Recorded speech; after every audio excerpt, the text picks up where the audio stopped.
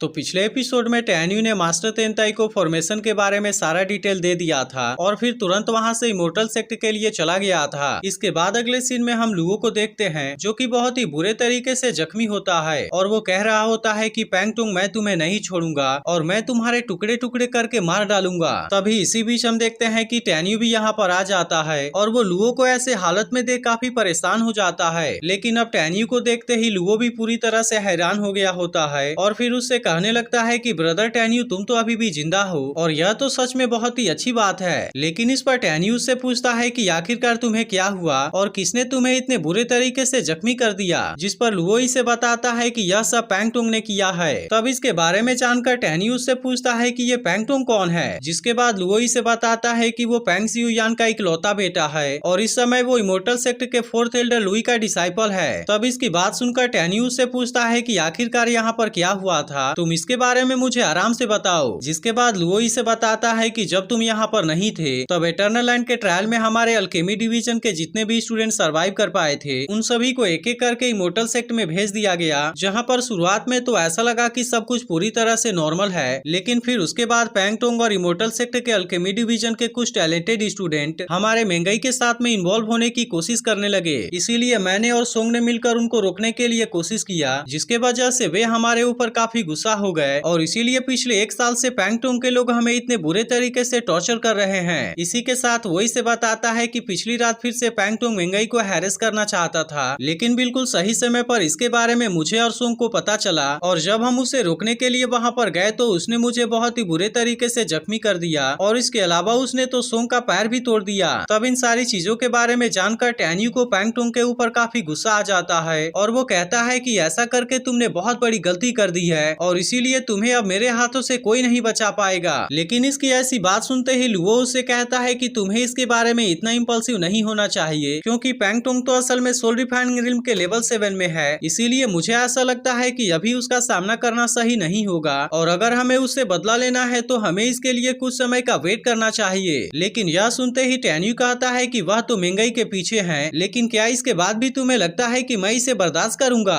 फिर वो आगे कहता है कि उसने तुम्हें भी तो इतने बुरे तरीके से जख्मी कर दिया और इसके अलावा उसने सोंग के पैर को भी तोड़ दिया है, इसीलिए अब इसकी कीमत उसे अपने जान से चुकानी पड़ेगी। लेकिन इसके बाद भी हम देखते हैं कि लुओ को इसके बारे में काफी चिंता होती है। तब इसे देख टैन्यू से कहता है कि ब्रदर लुओ तुम इसके बारे में चिंता ना करो, क्योंकि अगर वो सोल रिफाइनिंग रिल्म के लेवल 7 में है तो क्या हुआ, इसके बाद भी वो मेरे सामने कुछ भी नहीं है। इसके बाद हम देखते हैं कि टैन्यू लुओ को अपने साथ में लेकर जाने लगा था, क्योंकि वो इसी समय पैंगटोंग से अपना बदला लेना चाहता है। लेकिन तभी लुओ उससे कहता है कि असल में मैं यहाँ पर गेट की गार्डिंग कर रहा हूँ, इसीलिए मुझे ऐसा लगता है कि अगर मैं गया तो इसके लिए मुझे पनिशमेंट मिलेगी। तब इसकी बात सुनकर टैन्यू से कहता है कि तुम तो इतने बुरे तरीके से जख्मी हो, लेकिन क्या सच में तुम्हें लगता है कि तुम माउंटेन गेट की गार्डिंग कर पाओगे? तब इस पर लुओ उससे कहता है कि ब्रदर टैन्यू मैं तुम्हारे बातों को समझता हूँ, लेकिन मुझे अभी भी ऐसा लगता है कि तुम यहाँ के बहुत सी चीजों के बारे में नहीं समझते। और फिर इसके बाद वो इसे बताता है कि वो डिसिप्लिन हॉल का डीकन हान है, जिसने कि हमारे अल्केमी डिसाइपल्स को माउंटेन गेट की गार्डिंग करने के लिए लगाया है। अब इतनी बात कहने के बाद वो अपने स्पिरिट बोर्ड के ऊपर बैठ जाता है और फिर वो टैन्यू से कहता है कि मैं जब इमोर्टल सेक्टर के पील डिवीजन में आया था तभी मुझे पता चला कि चीफ टैंक बहुत ही बुरे तरीके से जख्मी है और इसके अलावा वह तो इसके वजह से मरने वाली थी। इसके अलावा 4th एल्डर लुई ने मेरिटोरियस एल्डर को कैद कर लिया था और फिर जावा ने उनको लगभग 6 महीने तक बहुत ही बुरे तरीके से टॉर्चर किया था। लेकिन फिर उसके बाद मेरिटोरियस एल्डर के मास्टर ने चीफ टैंक को बचा लिया और फिर उसके बाद उसने मेरिटोरियस एल्डर को भी रेस्क्यू कर लिया। लेकिन ऐसा करने के बाद उसने जावा को मार दिया था। इसीलिए मैं तुम्हें बताना चाहता हूँ कि डिसिप्लिन हॉल का डीकन हान असल में जावा का स्वर्ण ब्रदर है, जिसके वजह से वो जानबूझकर हमारे मेरिटोरियस एल्डर के डिसाइपल्स को टारगेट करता रहता है। इसीलिए मुझे ऐसा लगता है कि अगर मैं बिना परमिशन के यहाँ से चला गया तो फिर पता नहीं वो मेरे साथ में किस तरह से डील करेगा। लेकिन असल में अभी इसके बारे में सुनकर टैन्यू को भी सारी बातें समझ में आ गई होती है, क्योंकि असल में इसी ने चीफ टैंक को बचाया था और फिर इसके बाद इसने जावा को मार दिया था। फिर वो लुओ को समझाता है कि एल्डर सेन तो पहले से ही एक मेरिटोरियस एल्डर हैं, जिसके वजह से वह तो हानयोंग डिस्ट्रिक्ट के फर्स्ट डीकन हैं। इसीलिए मुझे समझ में नहीं आता कि आखिरकार वो तुम्हें बुली कैसे कर सकता है। तब इसकी बात सुनकर लुओ उससे कहता है कि मेरिटोरियस एल्डर का नाम तो सुनने में काफी अच्छा लगता है, लेकिन असल में यहाँ पर ऐसा कुछ भी नहीं है, क्योंकि जब मैं और बहुत सारे अल्केमी स्टूडेंट यहाँ पर आए थे तब उस समय हमारी ओवरऑल ताकत बहुत ज्यादा कम थी, जिसके जिसके बाद से चीफ टैंक ने यहाँ पर 38 एल्डर को बुलाया था ताकि उस तरह से वे हमें ट्रेन कर सके, लेकिन असल में उसमें से कोई भी ऐसा करने के लिए रेडी नहीं था। जिसके बाद लुई ने कहा था कि जिसके पास में सोल रिफाइंड इल्म के लेवल 5 से कम वाली कल्टीवेशन बेस है, हमें उनमें से कुछ डिसाइपल्स को मेरिटोरियस एल्डर्स को दे देना चाहिए ताकि इस तरह से वे हमें कल्टीवेट करा के और भी ज्यादा पावरफुल बना सके।